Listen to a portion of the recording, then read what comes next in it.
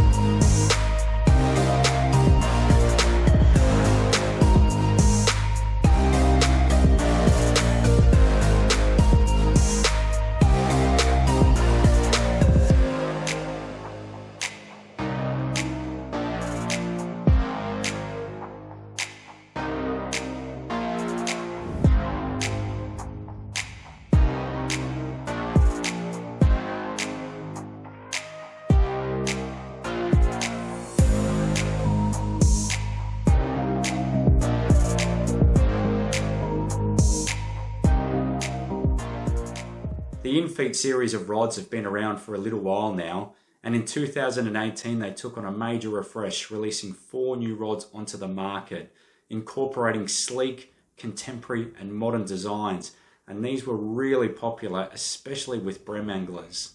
Fast forward to November 2020 and we have another major refresh of this rod series, but this time Daiwa has gone all out, releasing a total of 17 rods spanning across 3 different models.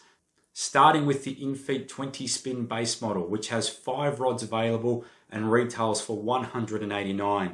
Then moving up to the Infeet 20 spin Z series, which has 6 rods available and retails for $329. And then moving all the way up to their flagship model, the Infeet 20 EX model, which has 6 rods available and retails for $499. These rods are built for light fishing, and all the 17 rods across the 3 different series weigh between 80 and 100 grams. But there are some major differences between the base model, the Z model and the EX model that you need to be aware of. Obviously having different price points, different reel seats, different blank architectures, different guides, different grips and a lot more, and we're going to detail that for you in this video. Now this time around Daiwa has been very granular, creating specific fishing rods for different fishing applications. For instance, they've got fast action rods for soft plastics. They've got slow tapered rods for hard body lures and crankbaits. They've got rods that are specific to using cranker crabs, rods that are specific for using surface lures, and they've even got shorter rods which are perfect for kayakers or pulling fish out of really heavy structure. Now some people watching this will be thinking, what is the difference between say a soft plastic rod and a rod for treble-based lures such as hard bodies and crankbaits? And what it is subtle differences in the design of the rod that makes it really fit for purpose and that specific fishing application. Now if we think of a soft plastics rod, we're talking about a fast action rod so you can feel those nibbles and inquiries. It allows you to set the hook quickly, and it's also meant so you can do quite fast and whippy cast deep within structure. Whereas treble base, so crankbaits and hard body lures, well, they're generally quite a slow tapered rod, and that's so you don't pull hooks. It's also meant so you can cast them quite easily and gently along structure and not within it. And often those types of rods may even have a thicker butt section or be at different widths. But it's those key differences that really allows you to zone in on having purpose-built rods for that certain fishing application. Now these rods can be fished in estuaries, they can be fished in freshwater, and they can be fished in saltwater, and they're going to be very popular for targeting species such as bream, bass, estuary perch, trout, redfin, flathead, and pinky snapper. And I think that's why Daiwa's gone with these EVA handles opposed to traditional cork handles, just to make them also good and flexible for saltwater fishers as well. Now one subtle but clever thing that Daiwa has done is color coding their rods, going with a red and black design for fast action rods that are typically soft plastics, and going for a blue and white design for slower action rods that are typically for treble based lures. Now it's not a major thing, but I think it's clever, so you can quickly look over your shoulder whether you're on a boat or kayak and identify exactly which rod that you need without too much effort.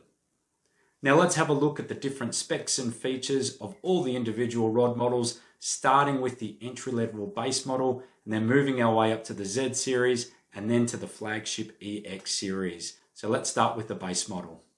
The Daiwa Infeet 2020 base model will retail for $189. It has full Fuji Fazlite guides, a standard HVF graphite blank.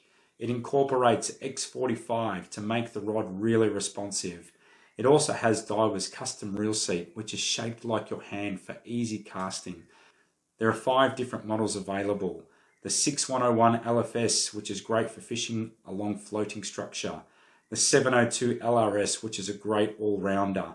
The 722 ULRS, which is terrific for crankbaits.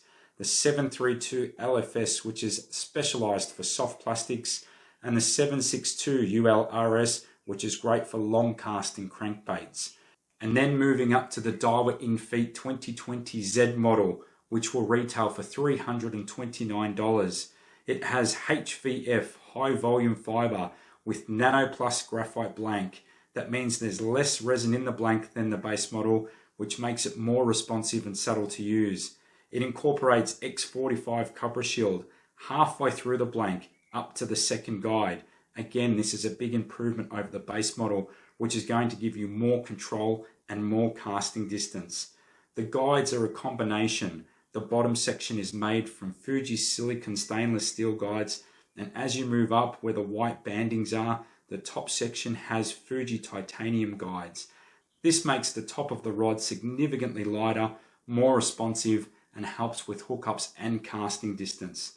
There is a full air sensor reel seat and 6 different models in the range.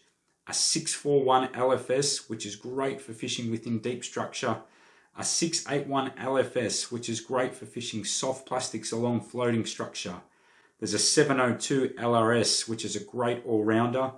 There's a 732 LFS, which is a soft plastic specialist. There's the 742 ULRS, which is great for long casting crankbaits.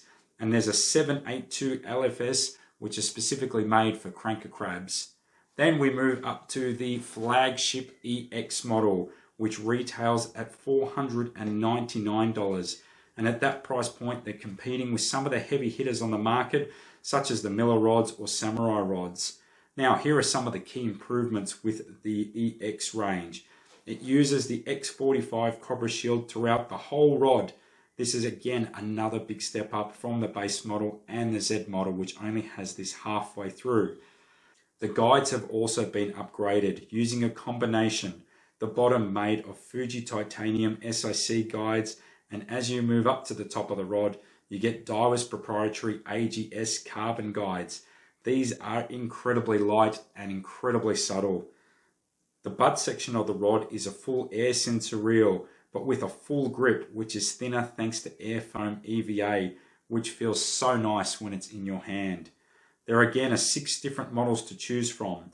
A 671 MMLXS, which is great for fishing deep within heavy structure. There's a 6101 ULRS, which is great for fishing finesse crankbaits. There's a 702 LFS, which is an all-rounder. There is a 722 LRS, which is good for heavy crankbaits. There is a 742 LRS, which is an all-rounder with a solid tip. And there's a 752 ULFS, which is great for long casting and using surface lures. Now let me demonstrate some of the key differences of the blank using the Infeet Z as a visual guide. Now, the base model is made up of high volume fiber, and that's all the way through the whole blank. The middle of the range, the Z series, is also made up of fiber, but it also uses nanoplast technology, and it has copper shield from here all the way to here. So pretty much half of the blank is done with copper shield. Now the EX model, which is the top of the range model, is made up of SVV, which is super volume fiber, and it has copper shield throughout the whole blank. So they're the little differences that really justify the increase of price point as you go from the base model to Z model and to the EX model. And of course, there are other key differences which makes that difference in price point. The base model has standard Fuji guides. The EX model has high-end proprietary AGS guides, which are so much lighter. The base model has Daiwa's standard reel seat, where the high-end EX range has that full EVA foam, full handle grip, which is lighter and thinner. So little key differences that do make a big difference. Now, in terms of picking a reel for these rods, this is one of my rods that I've got here. This is the Z model 702 LFS, which is a really just general purpose combo that I'm going to be using for flicking soft plastics and hard body lures. It's just one of those real no thought kind of setups that I can just chuck in the back of the car and go flicking at different lakes and estuaries. Now what I've done is I've paired this with a Luvius 20.